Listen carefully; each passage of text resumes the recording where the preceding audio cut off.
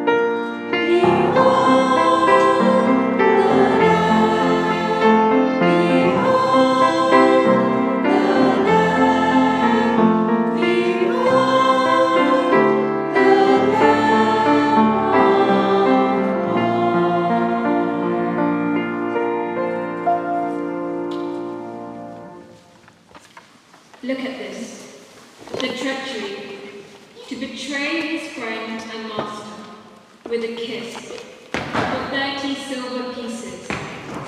Loyalty so cheap, people, traitor, do your deed. Is he a brigand now, this man of love, that they come for him with swords and clubs, and his friends all turn and run away, forgetting that this very day they swore that they would die for him. Watch them cower. Come, darkness, come. This is your hour.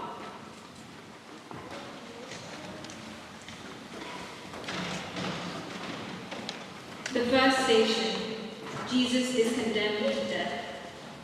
Empress magistrate, both judge and jury, uphold your face a task not faced before. Your wife has told you of her dreams. It seems that you should do what you can to wash your hands of this man of peace, for he is innocent of crime. Dare you face your Caesar's anger? Should you not heed the danger of the howling mob? It is your job to keep control, or should you be concerned for your immortal soul? Listen to advice, better one man sacrificed, rather than a nation in revolt and turmoil. Do not spoil your life's work for such an unimportant man. Does it not make sense to condemn? Just pen the word, guilty. Take care, Pilate, for you judge yourself.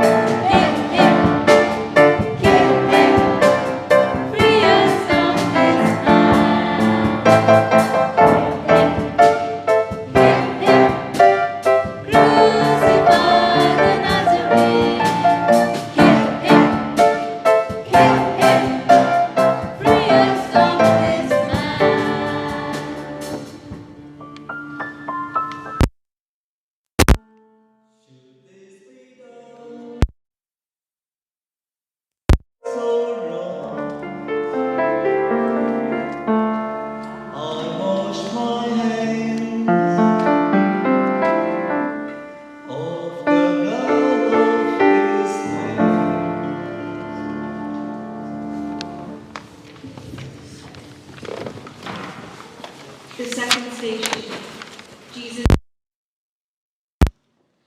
39 lashes, each stroke multiplied by 7 thongs, knotted to inflict more injury. No part of his body left unblooded. Head hooded with a scrub of thorns, pressed into his flesh. Enough to satisfy the mob. No, not enough. For now he must bear the rough wood of death upon his shoulder, through the city unto Golgotha. Jagged, splintered wood, abrasive into open wounds. Legs almost too weak to stagger, face bruised and haggard. he begins his nightmare journey.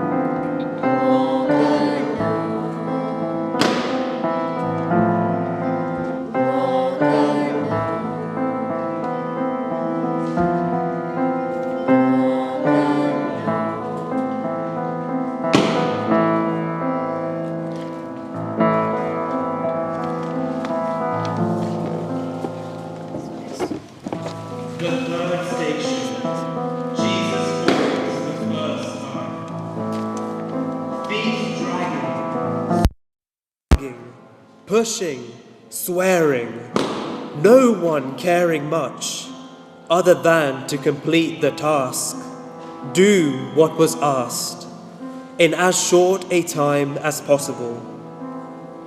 Then, before anyone could tell, the prisoner fell. Because his hands were bound, it was impossible to soften the fall. Face crashing into stony ground, more skin splitting, swollen, livid, bruising laceration.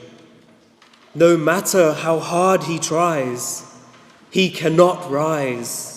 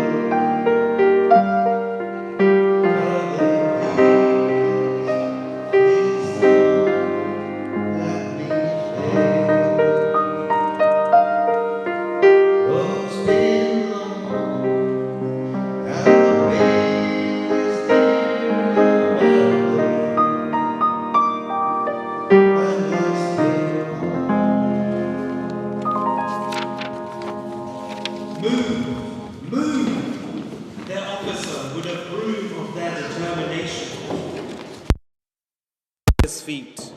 We will complete the crucifixion soon. Take care. Ensure that he does not fall again. The fourth station. Jesus meets his mother. Friday dawn, the clear, sharp air. Promise of heat yet to come. No sleep last night, eyes swollen, red with tears. The news confirmed of her darkest fears. Lines of worry crease her brow. To friends, she seemed much older now. Pain and torment line her gentle face as she tries to summon grace. Fighting terror in the morning sun, she whispers softly, "Be done."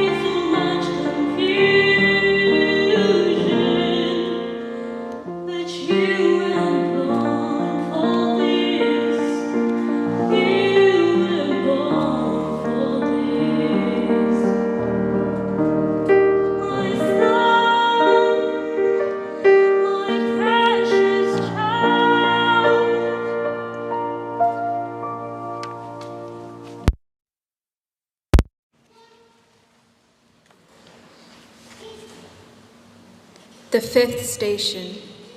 Simon helps Jesus carry his cross. Soldiers forced Simon against his will to help Jesus carry his cross up the hill to Calvary. He did not wish to take the burden, but complied as directed and accepted humiliation.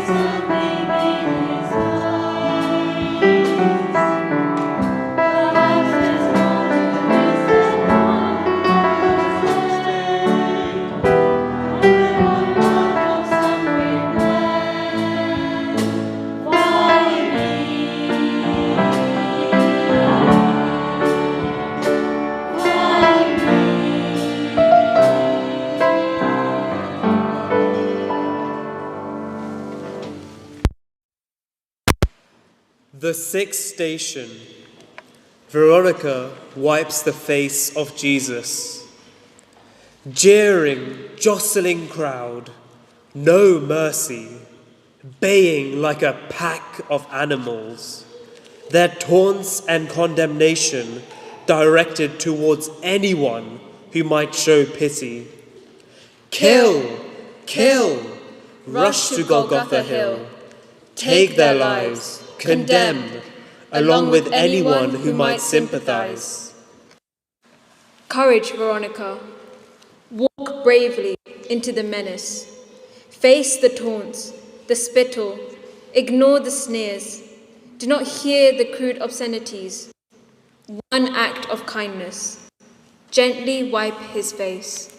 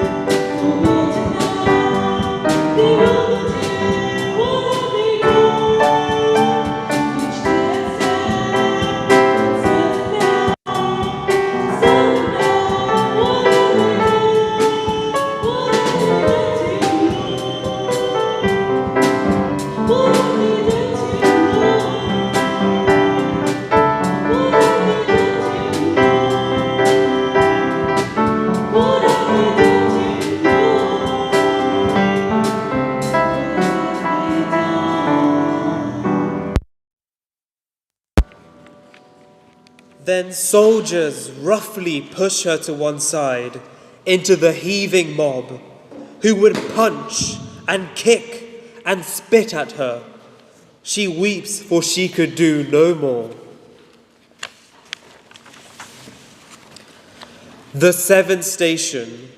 Jesus falls the second time. Too many distractions for this action to be finished in due time.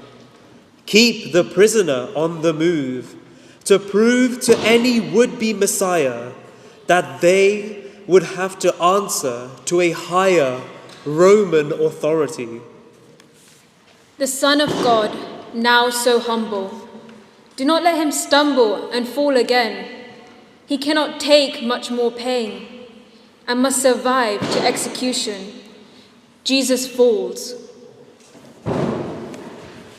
Fools! He's fallen down! Force the crown back on his head. Ensure his regalia is complete. Now pull him, drag him to his feet.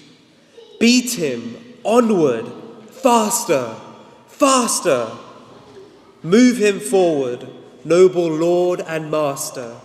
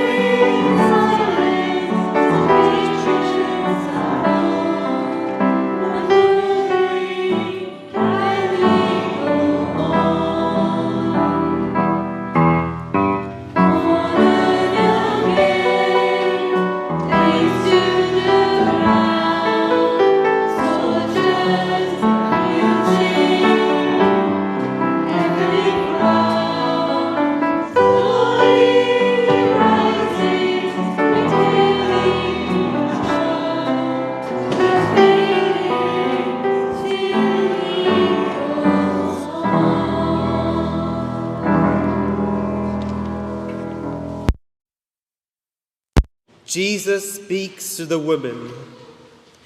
Clear the streets, you woman weeping. Move away, you bleating sheep. Stand aside. Woe betide your crying, wailing nonsense.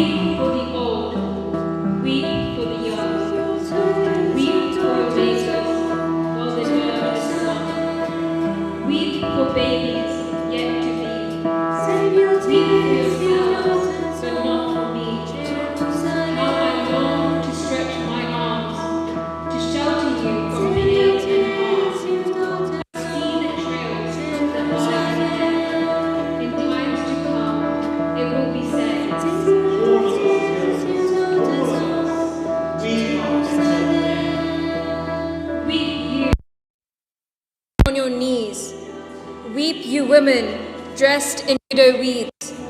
Oh, weep for the things which have to be. Weep, my friends, but not for me.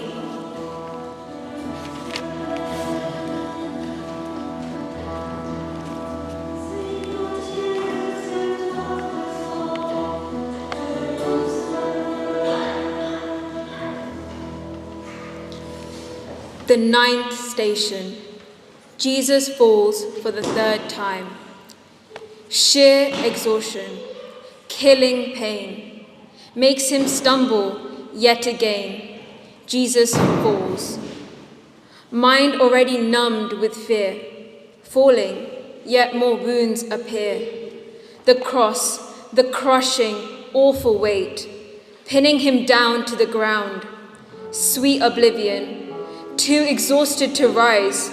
Rough, calloused hands unmercifully drag him to his feet.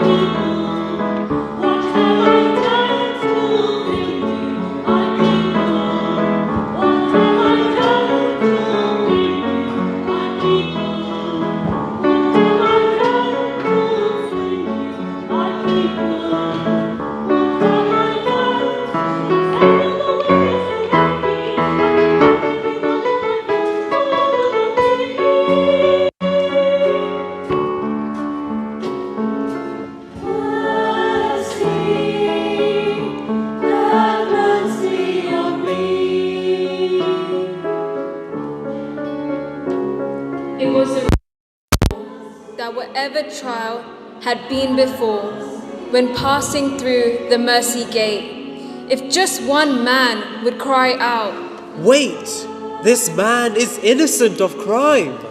you must allow him yet more for a new trial, a new magistrate. That was the law of the mercy gate. Did Jesus hope along the way just one man would cry out, "Wait! as he passed through the mercy gate? This man is innocent." With rasping breath, the gate is reached. A few faltering steps, the threshold crossed, but no one cries. The last chance lost. No one called at all. No one in the mighty throng called out, "Wait, this is all wrong. This man is innocent."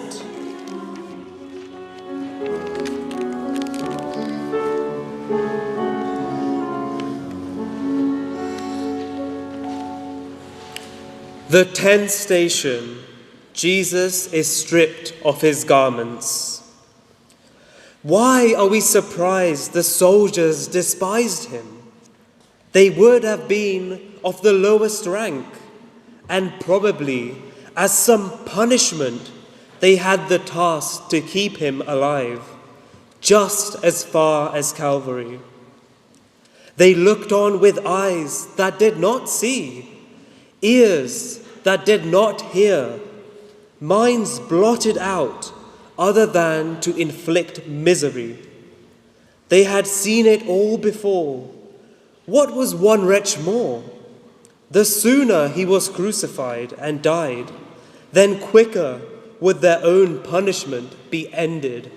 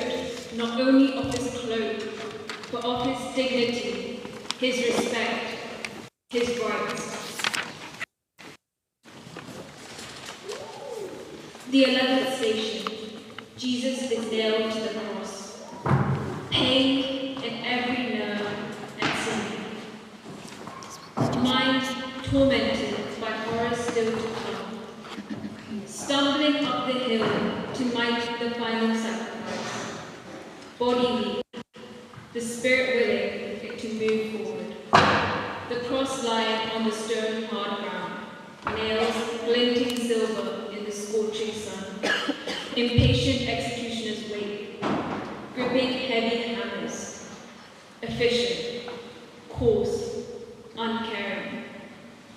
Body in position, backwards, straight down onto the cross, no loss of time. He lies, looking up to heaven, hands pulled into place, his face turned. He sees the jagged nails, now held in the fist of the executioner, one nail pressed into his wrist, hammer raised, blotting out the sun. Single, arching, downward blow to shatter flesh and muscle, fusing, yielding flesh to rough-hewn wood. Shadow of the executioner falls across his body. Second silver gleam, sun absurd. Searing, tearing pain beyond imagination. Cross now raised, crowd exclaims, Crucify him! Crucify him! He hears leaden footsteps. Practiced hands jerked his feet into position. Feels shining barb, ice cold against his flesh. He tries to rest, to ease his breathing, only to transfer the agony from his arms and wrists to feet, nearly complete.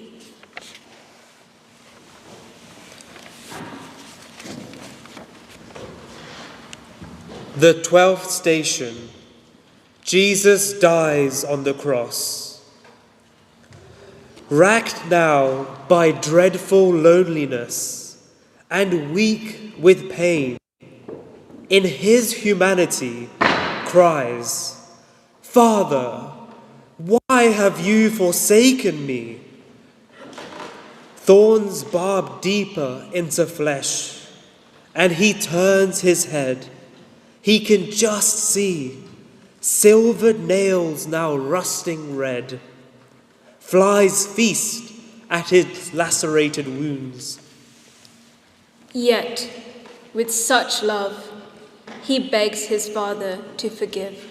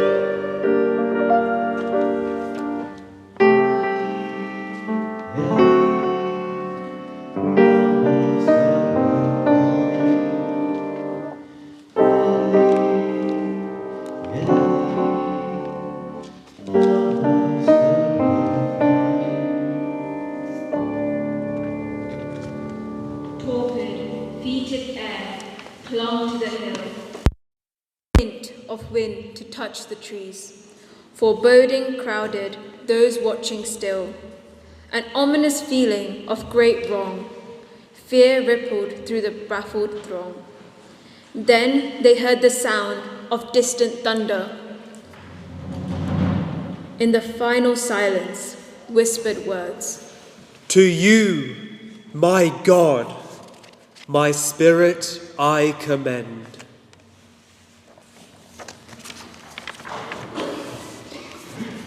The 13th station. Jesus is taken from the cross. Pain and torment ended. Suffering now no more. Numb with fatigue, shock, blocking out all thoughts.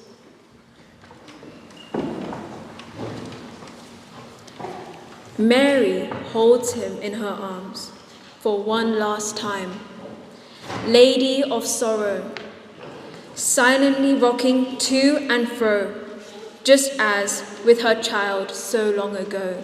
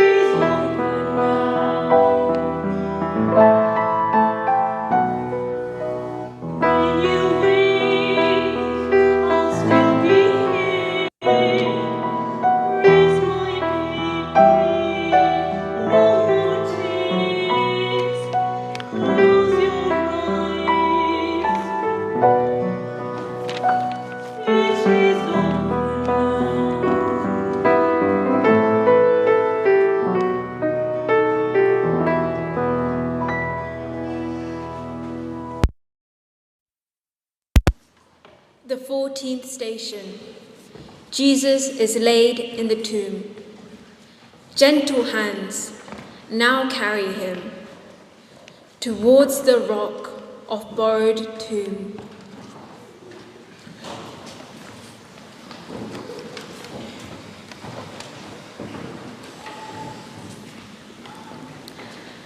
Where using herbs and spices, as in the custom, women wash and prepare his body with care and loving tenderness. Night comes swiftly. Time to leave. Dusk. Mary silhouetted in the dark doorway. One last lingering look. Did she see him sleeping in swaddling bands?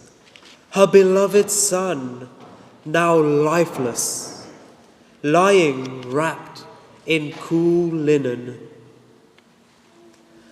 Stone rolled harshly, grating, breaking into her thoughts.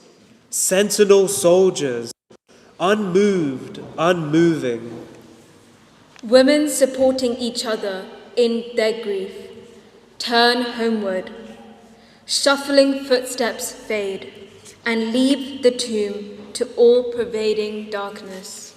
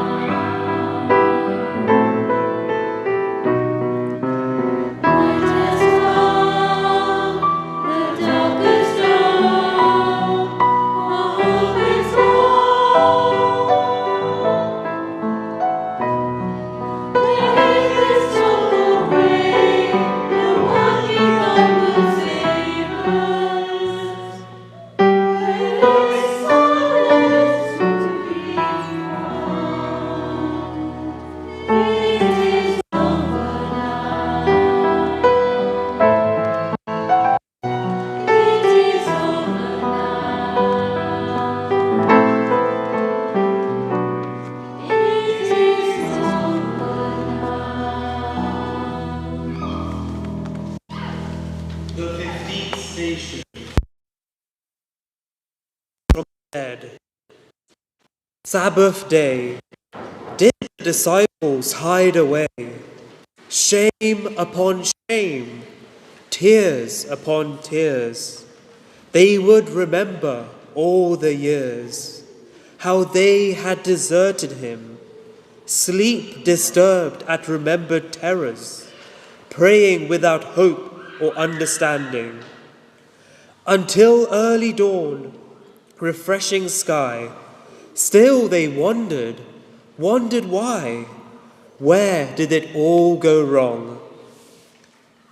Mary Magdalene, walking sorrowfully to the garden. Imagine her dismay. The heavy stone was rolled away. Body of a blessed Lord has gone. Through the early morning haze, her gaze fell upon a shadow of a man. Then on her knees with joy, Rabbi! Returning, shouting as she ran, called breathless to the disciples. Such good news, beyond their wildest imagining. Stumbling, tripping, panting, running faster than they've ever run before. Pounding, hopeful hearts. God be praised, for he is raised.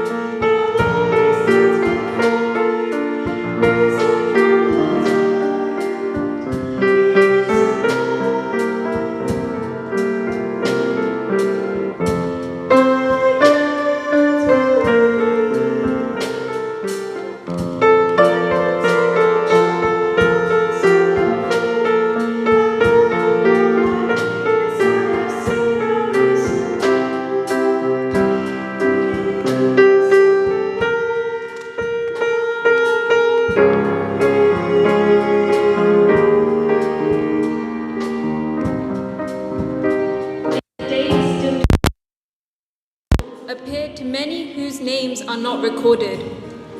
Holy Bible does not say. But it is possible that on Easter Day, before meeting Mary Magdalene, our Lord's first greetings was to his mother. For would a loving son ask for any other to transform her grief to radiant happiness? Given to the world, then let our Friday sadness melt into exaltation. May we never cease to demonstrate to every nation his love, his joy, his peace.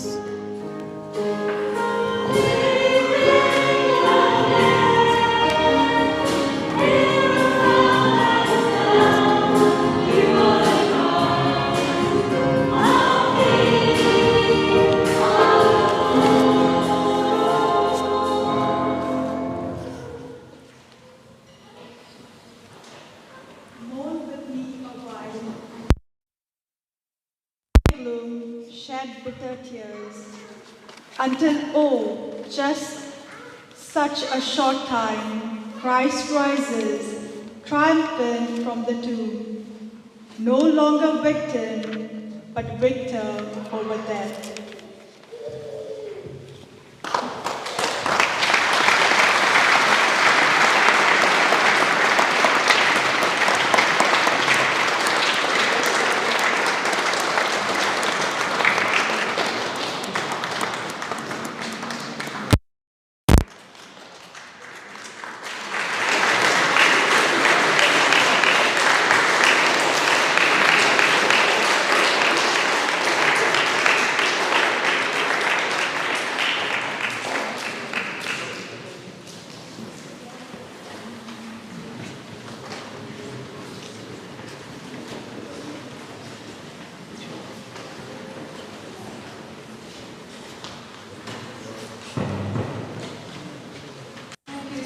Everybody for coming and helping us to celebrate and enjoy the Passion of Christ. I think you'll agree with me that the young people have done a fantastic job today. Most of them started this morning at 9 o'clock not knowing any of this, and they've worked so hard all day to produce this wonderful performance for you this evening. So can we give them another round of applause?